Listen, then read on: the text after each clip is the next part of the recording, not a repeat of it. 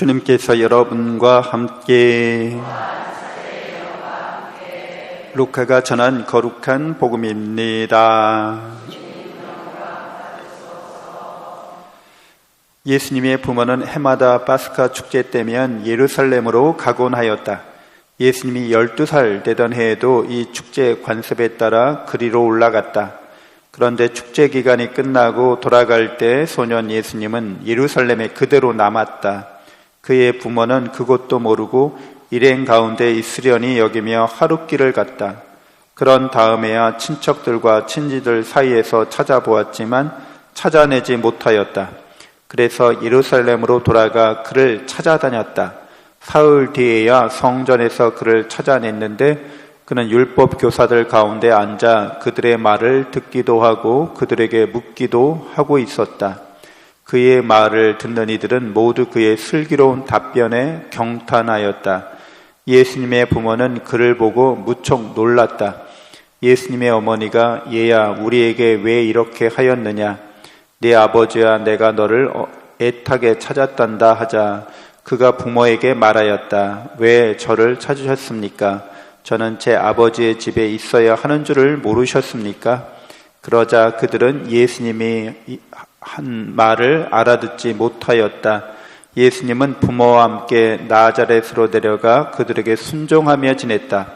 그의 부모는 이 모든 일을 마음속에 간직하였다. 주님의 말씀입니다.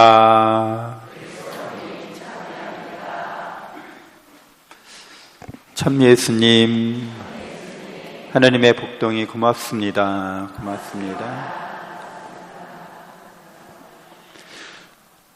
네, 우리 사람을 가리켜서 이제 학술명으로 호모 사피엔스라고 하죠. 호모 사피엔스 사피엔스라고 이제 정식 학술 명칭이 그렇게 돼요. 지혜로운 인간, 정말 지혜로운 사람 이런 뜻이죠. 지혜롭다고 하는 것은 지능이 일단 높다는 거죠. 그래서 다른 동물들보다 IQ가 인간이 훨씬 높아요. 단순히 지능만 높은 게 아니라 지능과는 다른 차원에서 이제 지혜롭다고 하는 거죠. 그래서 지능이 높다고 하는 것은 이제 인공지능, AI 시대니까 조만간에 아마 5년 내가 될 수도 있는데 모든 사람보다 훨씬 더 지능이 높은 그런 이제 컴퓨터가, 기계가 나타나는 거죠. 그러면은 인간들보다 훨씬 지능이 높기 때문에 사실 따로 학교에 가서 선생님한테 배울 것도 별로 없게 돼요. 이게 인공지능이 다 알려주니까 훨씬 더 쉽게 내가 궁금한 거를 아주 쉽게 다 설명해 주니까 학교에서 배우는 것보다 학원에 가서 배우는 것보다 훨씬 더 돈도 덜 들고 더 잘 배울 수도 있고 편하게 배울 수도 있는 거죠. 그리고 인공지능은 이제 사람들이 하는 일보다 훨씬 더 잘해요. 그래서 사람들이 하는 일이 그렇게 별로 필요가 없게 되는 시대가 옵니다. 그래서 앞으로 한 10년 정도 되면 인공지능 로봇가 가정에 들어올 수도 있어요. 밥하고 빨래하고 청소하고 집안 일들을 다 그냥 인공지능이 하고 자매님들은 손가락 까딱하지 않으려도 손에 물 한 방울 안 묻혀도 되는 시대가 올 수도 있어요. 도대체 그럼 이제 뭐 하고 살아야 되죠? 이제 재미있게 살면 되는데 이제 재미라고 하는 게 가장 재미있다고 말하는 것은 이제 생긴 대로 사는 거죠. 우리가 좀 속된 말인데 꼴값하면서 사는 거죠. 생긴 대로는 게 꼴이라죠. 꼴, 그렇죠? 그 꼴값 한다는 건 생긴 대로 산다는 거예요. 그래서 내가 도대체 어떤 꼴인가, 내가 어떤 생김을 갖고 있나 이거 찾아보셔야 되는 거죠. 근데 이제 그걸 찾는 것을 어떻게 보면 이제 인간의 마지막 남은 일, 인간이 포기할 수 또는 양도할 수 없는 일, 나머지는 다 인공지능한테 맡길 수도 있어. 다 맡겨도 돼. 근데 내가 누구인지를 찾는 거는 맡길 수도 없어요. 내가 스스로 찾는 거지. 나는 어떤 사람인가 이걸 찾는 거죠. 그래서 인간이 이런 걸 찾으려고 하는 걸 지혜라고 그래요. 그래서 옛날부터 지혜를 찾는 사람들이 있었어요. 이런 사람들을 우리가 철학자라고 했죠. 철학자들의 이름은 필로소피인 거예요. 지혜를 사랑하는 거, 그게 철학인 거죠. 지혜를 사랑한다는 거예요. 지혜를 알고 싶다는 거예요. 지혜와 하나가 되고 싶다는 거죠. 그 말은 나는 누구고 왜 이렇게 살고 있고 무엇을 위해서 사는지를 알고 싶다는 거죠. 그래서 이제 철학자들이 그런 거를 많이 찾았어요. 찾다가 더 이상 못 찾게 됐어요. 그래서 포기했어요. 그리고 이제 우리가 내가 누군지를 알고 싶었는데 누군지 알 수 없게 됐어요. 그러니까 지능으로는 인간이 똑똑하지만 지혜롭다고 하지만 인간의 지능과 인간의 지혜로는 내가 누군지 도대체 알 수가 없다. 그래서 우리가 알 수 있는 것만 우리의 지능으로 인간적인 지혜로 알 수 있는 것만 하자. 그래서 만들어낸 게 최종적으로는 인공지능이에요. 근데 인공지능이 이렇게 오니까 더 시간이 많아지고 여유가 많아질 수 있어요. 그러니까 더 궁금해지는 거죠. 나는 어떻게 생겨먹은 존재고 나는 어떤 삶을 살아야 되는지 이제 더 깊이 연구해야 되는 거죠. 이게 철학해야 되는 거죠. 지혜. 그래서 이런 인간적인 지능이나 지혜가 깨달을 수 없는 그 진리를 이제 성경이 우리에게 알려주는 거죠. 예수님이 우리에게 계시해 주는 거죠. 그것을 우리에게 드러내 주셨어요. 그래서 성경과 예수님이 우리에게 가르쳐 주시는 것은 이제 우리가 하느님의 형상이라는 거죠. 늘 말해오는 거지만 우리가 하느님의 모상이라는 거예요. 그래서 하느님을 닮아가는 게 가장 재미있게 산다는 거예요. 가장 의미 있게 산다는 거죠.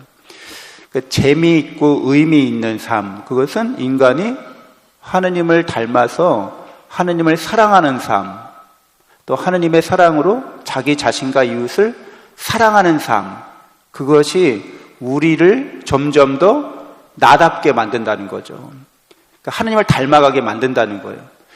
근데 인간들이 이제 이렇게 하느님께서 주신 지혜, 구원의 지식을 받아들이지 않고 그러니까 인간적인 지능이나 인간적인 지혜로 그건 우리가 알 수가 없어. 그래서 그냥 나는 내 마음대로 내 멋대로 살아볼래.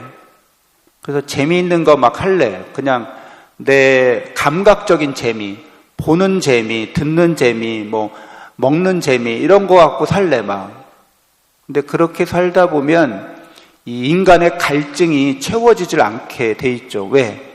본래 우리 먹고 입고 뭐 누리고 이 육체적인 이 물질적인 것만을 충분히 해주면 우리는 행복한 존재로 사는 그런 존재가 아니었거든요. 원래부터 생겨먹은 게 사랑하는 거, 사랑받는 거, 그걸 통해서 하나님을 닮아가는 게 진짜 우리의 생겨먹은 모습인데 성경이 예수 그리스도께서 그걸 우리에게 알려주셨는데도 인간적인 지능이나 인간적인 지식 또 지혜로는 그것을 명확하게 우리가 받아들일 수 없어서 이제 나는 그런 건 모르겠고 그냥 하루하루 이렇게 세상 안에서 살아갈래 이렇게 얘기하면 오늘 제1독서에서 얘기한 것처럼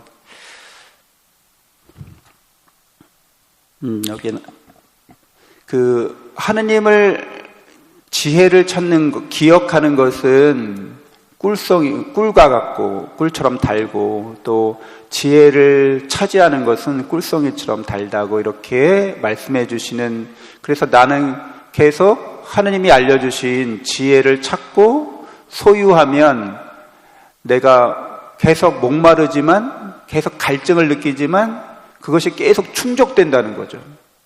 그러니까 선순환을 일으키는 거예요. 내가 하느님의 사랑을 깨닫고 하느님이 나를 얼마나 사랑하시는지 그래서 그 사랑과 은혜로 나 자신을 사랑하고 이렇게 이웃을 사랑하면서 사는 게 갈증을 느끼고 계속 배고픔을 느끼는데 그것이 계속 충족되는 거죠.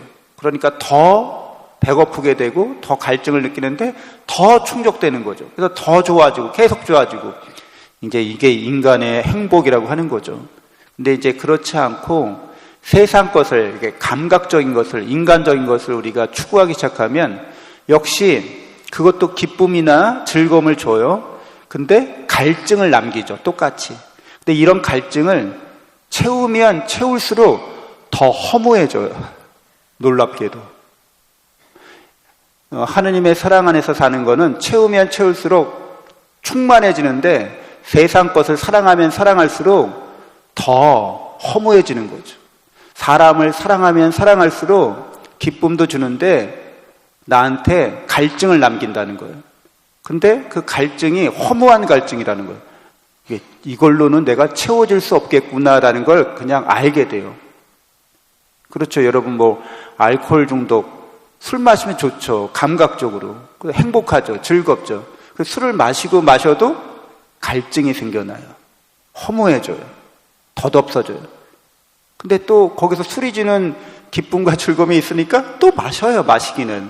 그럼 또 다음날 허무하고 더 이 갈증을 채울 수 없다는 걸 알아요. 그러니까 점점 악순환이 되는 거죠. 그래서 그리스도인들이 이제 지능 시대, 인공지능 시대에 시간이 많아지고 여유가 많아질 수 있는데 나는 어떠한 삶을, 난 누구고, 어떻게 생겨먹은 거고, 나는 어떻게 살아야 되는지를 이제 하느님 안에서 지혜 가운데서 잘 찾을 수 있어야겠습니다.